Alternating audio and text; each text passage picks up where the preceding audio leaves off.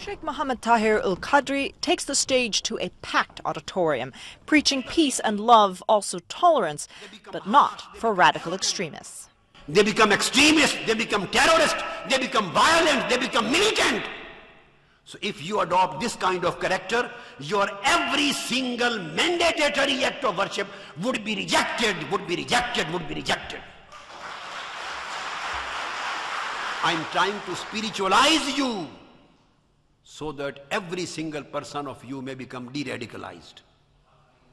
This is Al-Hidayah, an Islamic retreat at the University of Warwick in Britain, featuring lectures by the influential Pakistani Cleric. He runs a multimedia empire that showcases his lectures in Pakistan, but in Britain, he is promoting his recent fatwa on terrorism.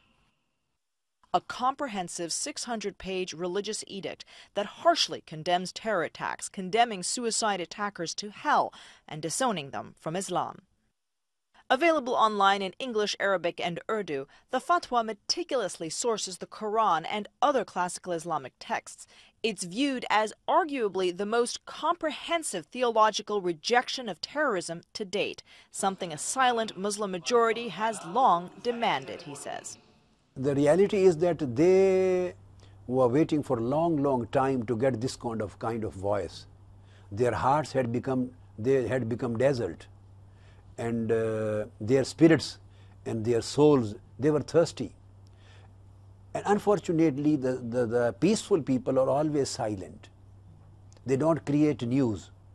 Al-Hidayah means guidance, and this three-day retreat is billed as something of a summer camp for Islamic learning, specifically for a younger generation. And this year's conference focuses exclusively on fighting extremism. Al-Hidayah has been running for 6 years in the UK. About 1,500 participants came this year, many of them teenagers from across Europe and North America. Majority of the Qazi is from Chicago. He says the events of 9/11 left many young American Muslims in a state of confusion. Definitely people are getting confused and were worrying about their identity. What does it mean to be a Muslim? Does it mean to be something like this? So when Qazi heard about the fatwa on terrorism, he immediately booked a place at Al-Hidayah. It's really an amazing feeling to know that it's like official, something's happened.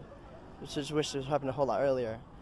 Ul-Qadri also loudly tackles women's rights, among other things, saying women should be allowed to pray with men in mosques with no separation, a point he makes with humor. They don't feel need of any curtain when they send them to market for grocery and for shopping. No curtain there. For their social gatherings, no curtain. When they come to learn something, 10-foot high wall is between them. It's a refreshing take on Islam for Dutch teenager Yasmin. It's like, how do you call that? A place of being home, returning back home.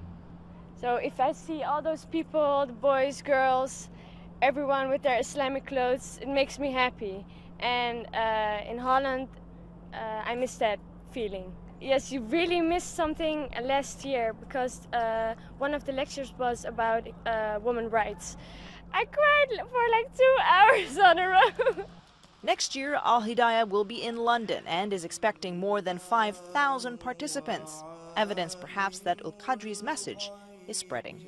Atika Schubert, CNN, Coventry, England.